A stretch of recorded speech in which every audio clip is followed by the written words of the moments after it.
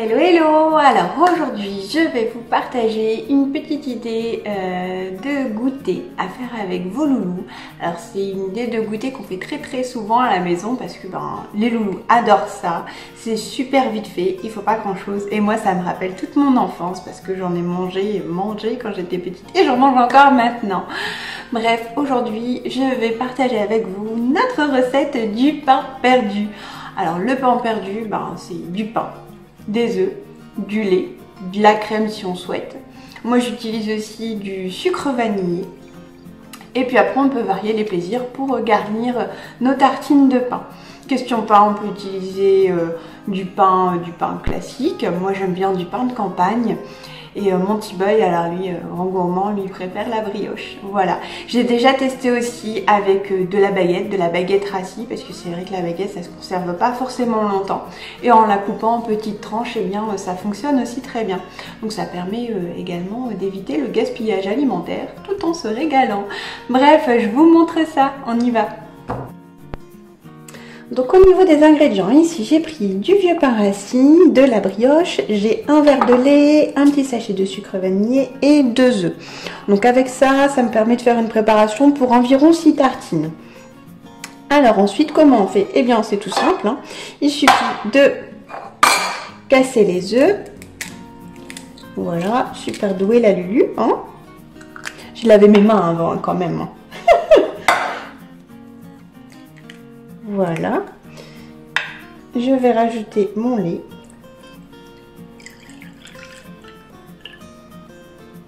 Voilà. En plus, la Lulu, elle a mis une écaille, hein. Voilà, mais ça, vous le faites aussi chez vous, hein. Voilà. Et on mélange. Alors moi, je préfère mélanger avec une fourchette plutôt qu'avec un fouet. Vous pouvez le faire avec un fouet. Et j'aime bien le faire dans une assiette creuse. Alors vous allez me dire, pourquoi elle fait ça dans une assiette? Elle est presque pleine, ça va déborder. Mais c'est parce que c'est plus simple après pour mettre les tartines à plat. Pour pouvoir bien les imbiber en fait. Parce que si elles ne sont pas bien imbibées, après l'intérieur, il n'est pas très moelleux. Et puis ça reste du pain classique. Il sera juste revêtu en surface avec la préparation. Donc pour imbiber une assiette creuse, c'est quand même bien. Ou sinon un grand plat avec un fond plat. Voilà, je rajoute mon sucre vanillé. Hop hop hop. Je remélange.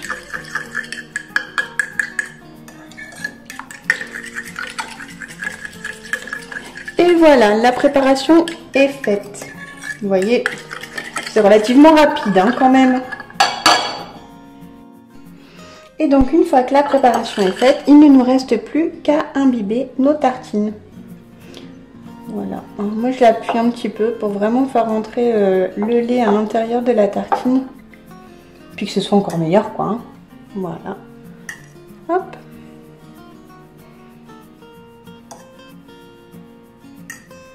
Hop. Et ensuite, je la réserve. Je vais faire pareil avec toutes les autres tartines. Hein. Voilà. Vous voyez. Surtout quand le pain est rassis, il ne faut pas hésiter à bien appuyer, à laisser bien tremper pour que ce soit bien imbibé. Ce sera encore meilleur.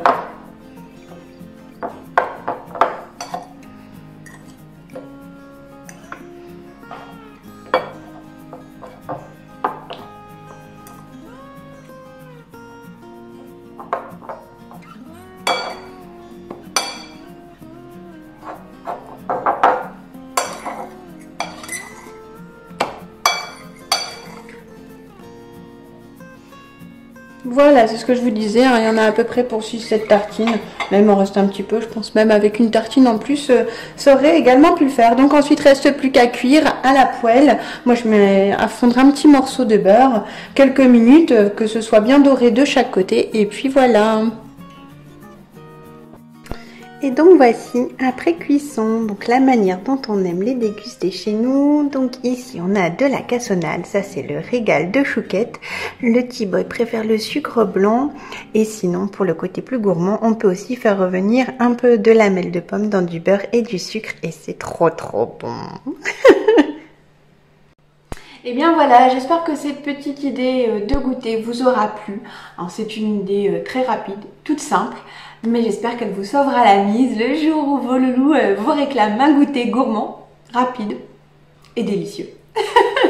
Voilà, allez, je vous dis à la semaine prochaine dans une nouvelle rubrique. Ciao!